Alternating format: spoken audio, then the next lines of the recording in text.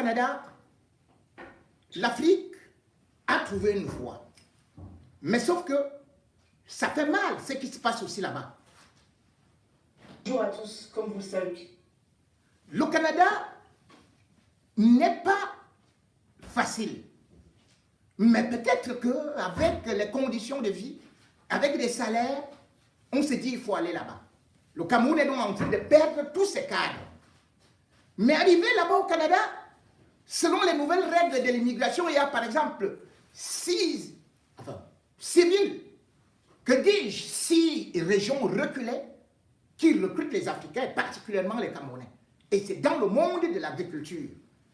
S'adapter au Canada par rapport au froid, par rapport aux nouvelles conditions de vie, c'est aussi très difficile. Et du coup, beaucoup, dans ce stress, sont en train de devenir fous. C'est la nouvelle épidémie où des Camerounais, parce qu'ils tombent dans un autre environnement différent de celui du Cameroun, où il faut toujours que le cousin qu'on aille prendre une bière avec lui à l'hôpital qu'est le bar, qu'on aille s'amuser avec le poisson brisé quelque part, qu'on aille draguer des femmes, parce que ce n'est que ça qu'ils savent faire comme distraction. Non. Au Canada, c'est une autre vie qui est difficile. Et je vais vous donner juste un élément avant de venir encore développer cela par rapport à ce qui se passe au Canada. Parce que nous avons eu une alerte. Nous avons eu un cri de cœur. Vous allez regarder ce reportage. Enfin, pas un reportage, mais cet élément de cette femme qui est médecin, qui nous parle de ce qui se passe actuellement au Canada. Avec des troubles mentaux en psychiatrie ou à retourner dans votre pays.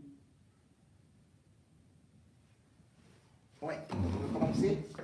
Le Canada est certes une terre d'opportunités, mais si vous y allez sans connaître les réalités, vous allez finir comme beaucoup de mes clientes, avec des troubles mentaux en psychiatrie ou à retourner dans votre pays, sans que personne ne comprenne pourquoi vous avez perdu la tête. Quand vous allez arriver dans ce pays, vous allez vivre un changement si profond, une perte de repères si intense que vous allez croire que c'est la sorcellerie qui vous arrive. Mais n'accusez pas encore les oncles du village, parce que c'est normal ce que vous vivez. Il suffit de le comprendre pour bien vous y préparer. Le décalage horaire à lui seul va vous rendre zinzin. Avoir accès à des personnes pour parler sera compliqué. L'hiver alors, je n'en parle pas. Lorsque vous allez comprendre qu'il faudra que vous utilisiez la pelle pour créer du chemin devant votre porte, que vous attendiez le bus -20, -30, -50, là, vous allez comprendre que vous êtes dans les pays des Blancs. Et je ne vous parle pas du travail où il n'y a presque pas du tout de vacances, de la nourriture qui est plus industrielle que naturelle, de l'hiver qui va arriver où vous ne pourrez même pas rencontrer des personnes, même pas faire des activités sportives, vous serez plus entre les bus et chez vous. Et alors, est-ce que vous allez comprendre quoi que ce soit à l'école? Ça reste à voir. Donc malheureusement, beaucoup arrivent et se retrouvent dans cet engrenage où ils essaient de bien faire parce qu'ils viennent quand même d'Afrique avec de grands rêves.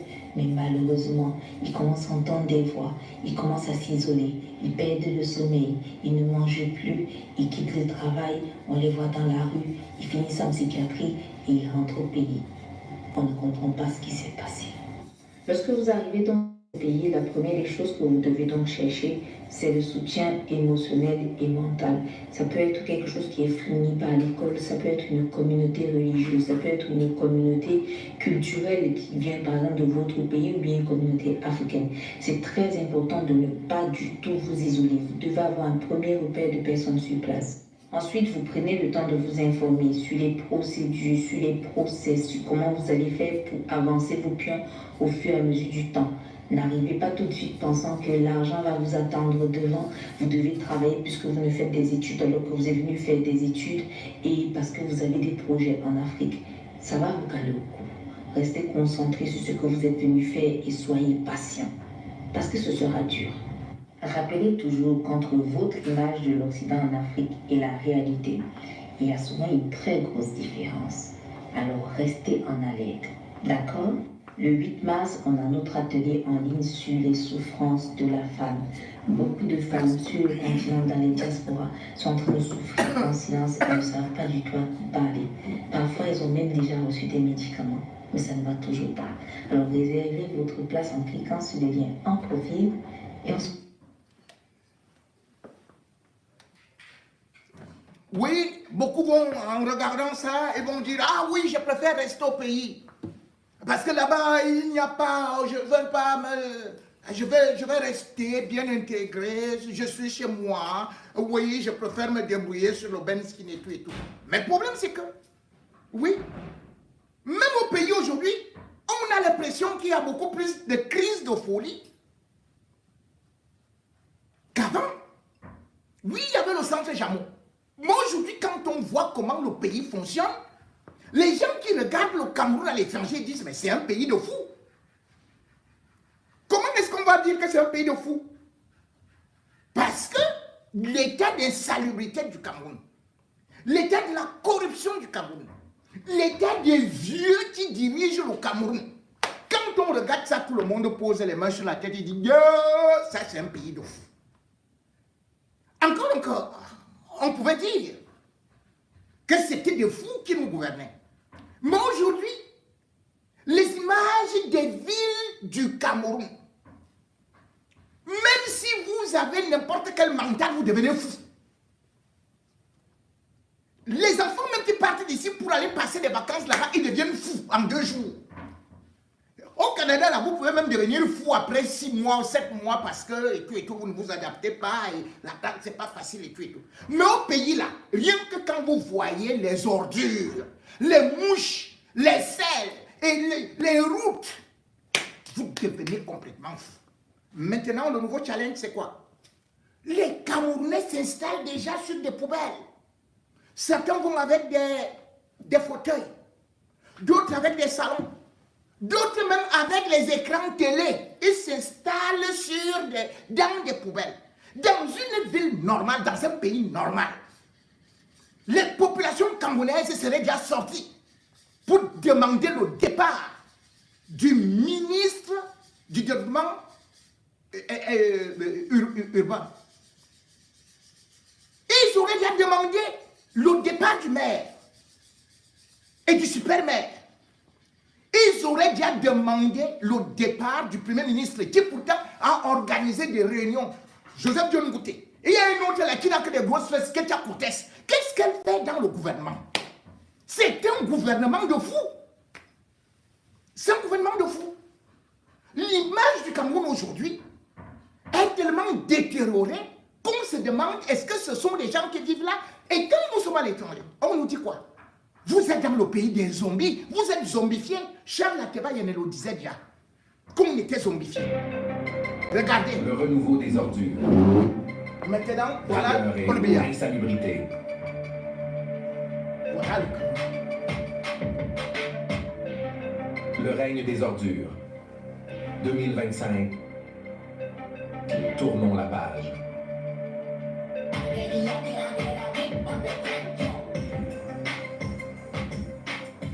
Le nouveau des ordures.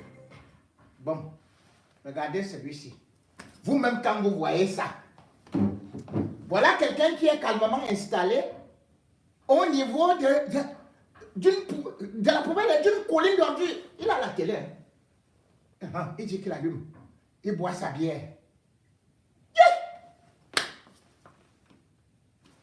Nous sommes à Yaoundé. Vous parlez. Vous arrêtez un moment. Et Je voilà n'ai le pas ministre. vu les ordures dont vous parlez à Yaoundé. Ok? Je ne sais pas dans quel quartier vous êtes, mais quand moi je circule dans Yaoundé. Voilà Yaoundé, le roi à des 60 fous des ans. ministres. De quel Yaoundé vous parlez? De Yaoundé où j'habite, je ne vois pas les trous dont vous parlez. Regardez, nous sommes dans un hôpital au Cameroun, 42 ans. Vous voyez comment il pleure à côté de l'autre qui est devenu lui aussi fou. Même le malade est fou. Au milieu de la clinique.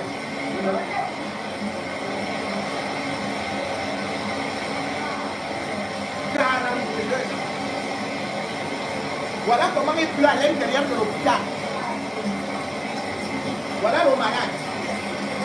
Voilà les sauts.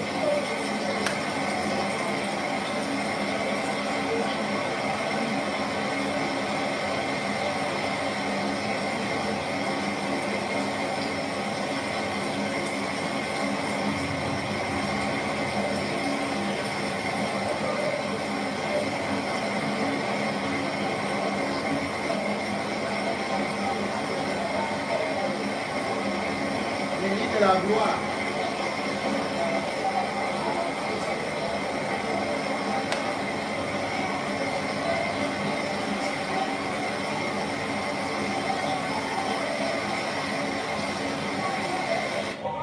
Je suis à Mokolo, devant le commissariat, donc on ne peut pas me voler ici. Hein? Descends, je vois. Descends à la télé. Depuis toi, tout ça sort la fumée. Voilà. Le frigo, c'est quand tu ouvres que ça glace. Tu fermes, ça ne donne plus rien. Vous m'avez coutillé tous les appareils ici, là. La facture, c'est venu 17 500.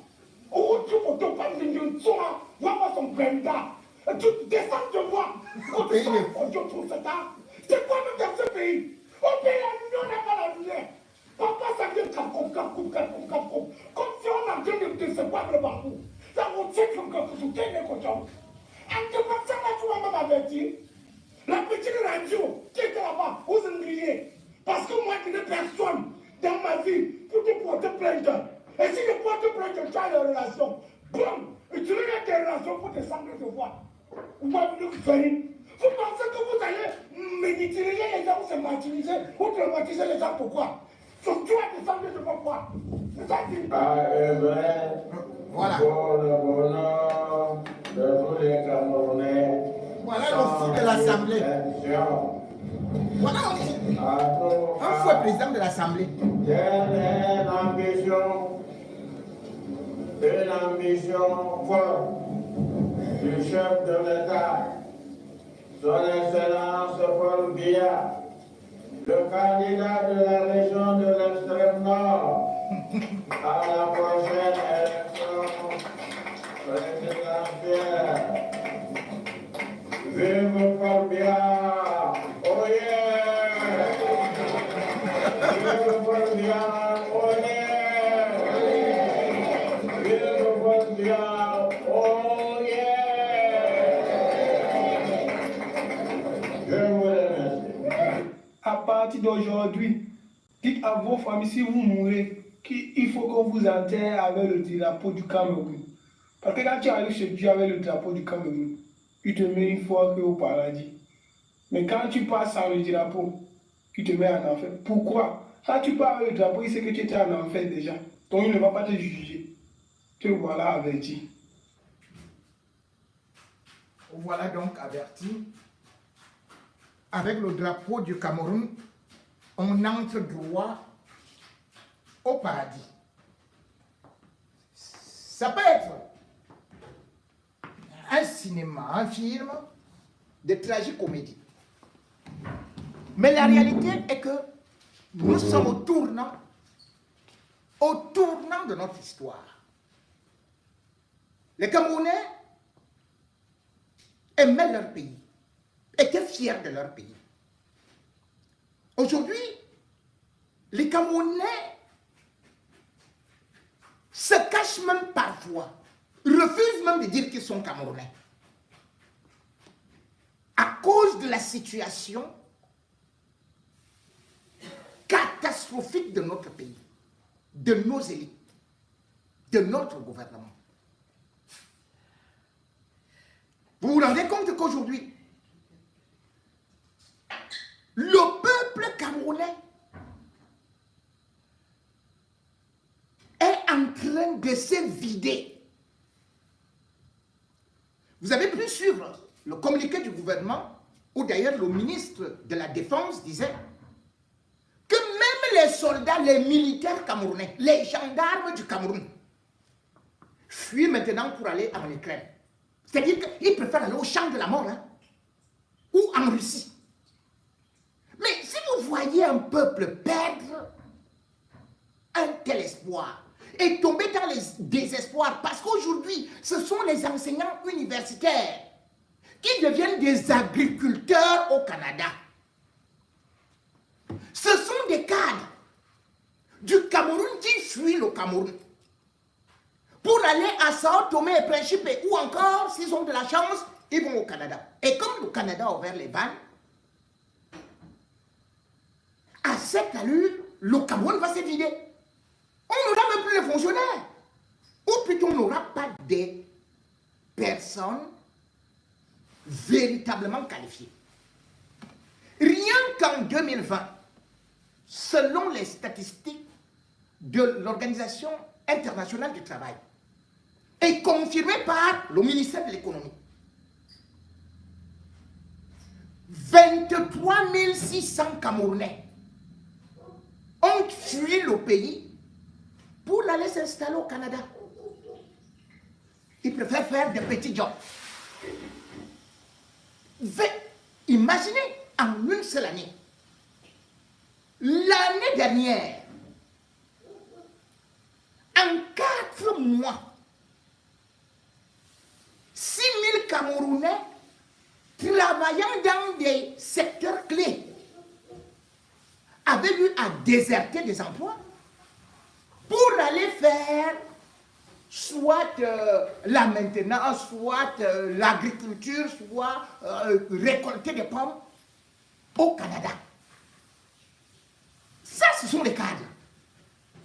Et ce gouvernement-là, ils sont contents, ils ne voient pas le danger que cela représente. D'ailleurs, c'est le président du GECAM qui était justement sorti pour donner ces chiffres en disant au gouvernement qu'il faut arrêter l'hémorragie. On n'a jamais vu ça.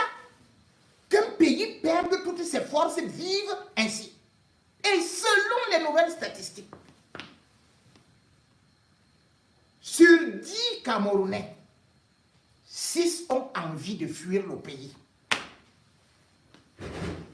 6.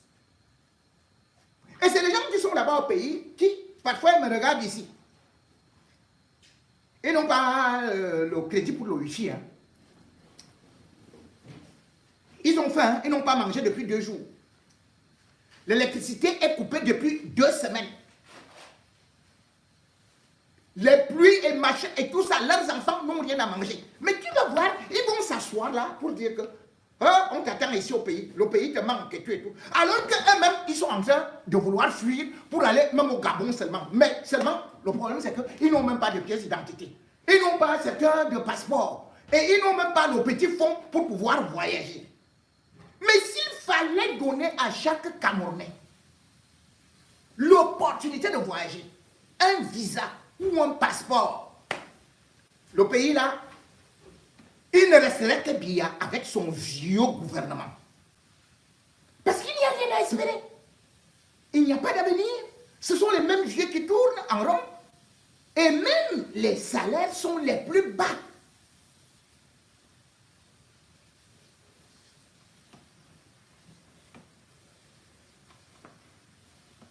Regardez la Côte d'Ivoire. Regardez les salaires au Sénégal.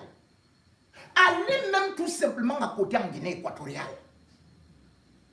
Si vous voulez bifurquer même encore au Gabon, et je vous invite de demander à quelqu'un combien il touche même au Congo, vous allez voir que au Cameroun, c'est l'esclavage des temps modernes.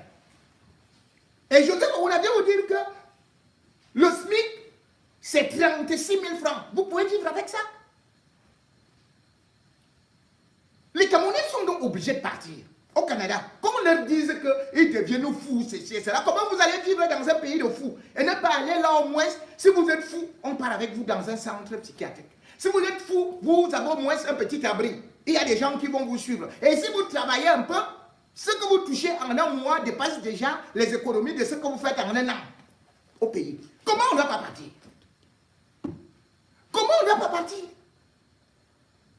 Ça ne sert à rien de dire aujourd'hui qu'au niveau de l'armée, on va arrêter les gens par force.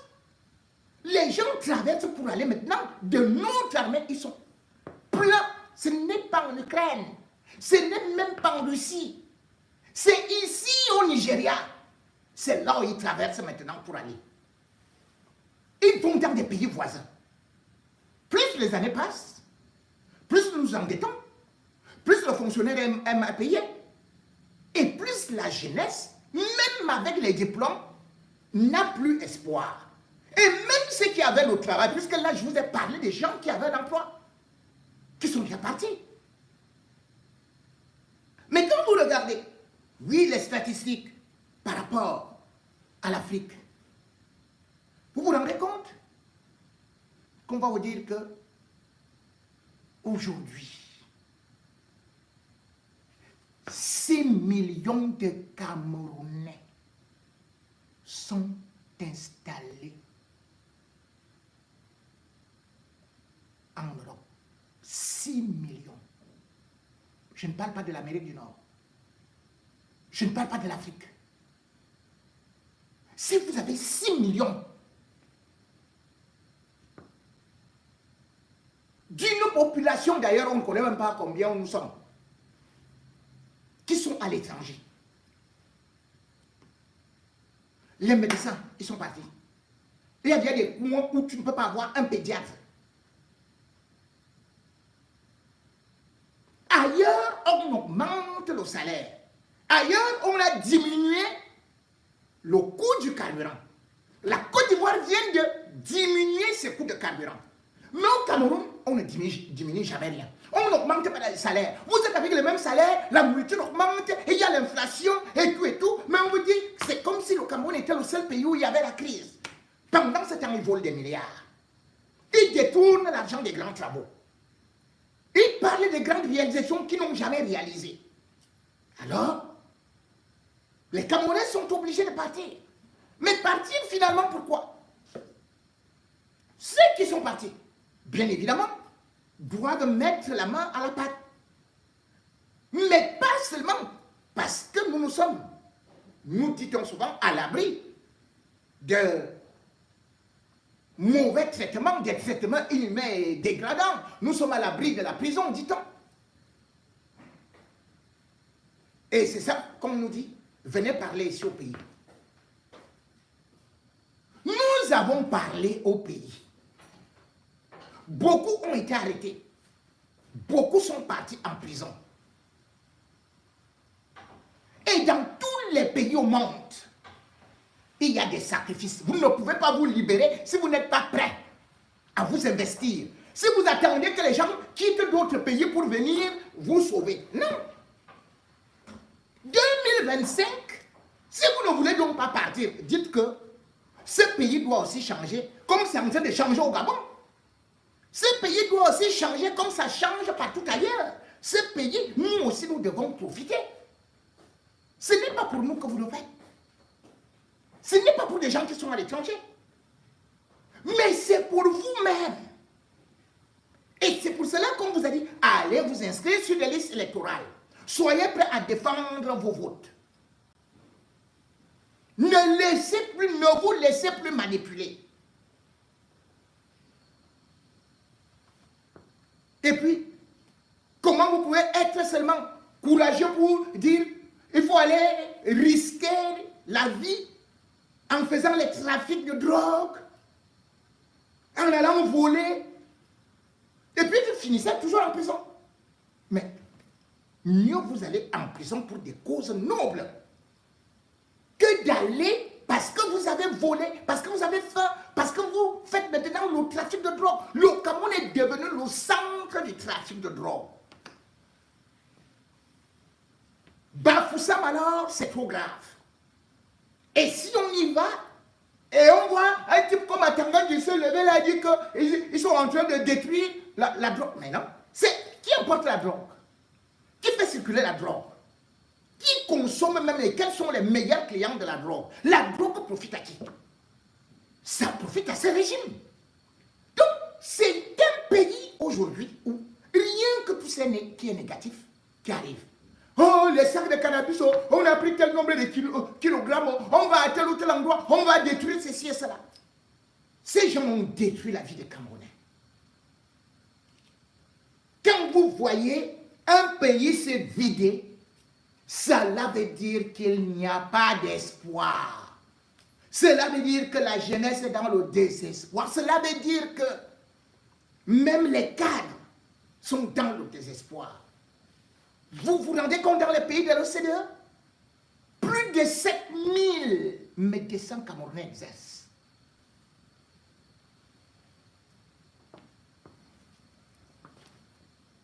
Alors, qui va soigner ceux qui restent là-bas? ils prennent le vol. Eux, ils bénéficient des évacuations avec les fonds de l'État. Eux, ils viennent ici se soigner. Et puis ils repartent là-bas au pays. Comme s'ils étaient en mission.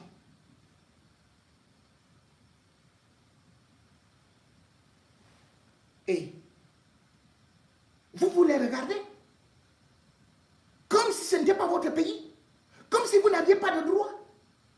Et vous, c'est au Canada que vous aurez des droits. C'est en Europe que vous avez des droits. Tous les pays que nous habitons aujourd'hui, tous ces pays ont eu à se libérer d'eux-mêmes. Tous ces pays, les habitants ont combattu, même s'ils ont eu besoin d'une aide pouvant venir soit de l'extérieur, soit de la diaspora. Ce n'est d'ailleurs pas la diaspora qui est venue libérer le Burkina Faso. Jamais. Ce n'est pas la diaspora qui est partie libérer la Tunisie. Ce n'est pas la diaspora qui est partie libérer l'Algérie. C'est la jeunesse consciente. Il n'était pas seulement là pour le trafic de machins, de stupéfiants, de drogue, de machins, ou de porte-monnaie magique. 2025 est donc là.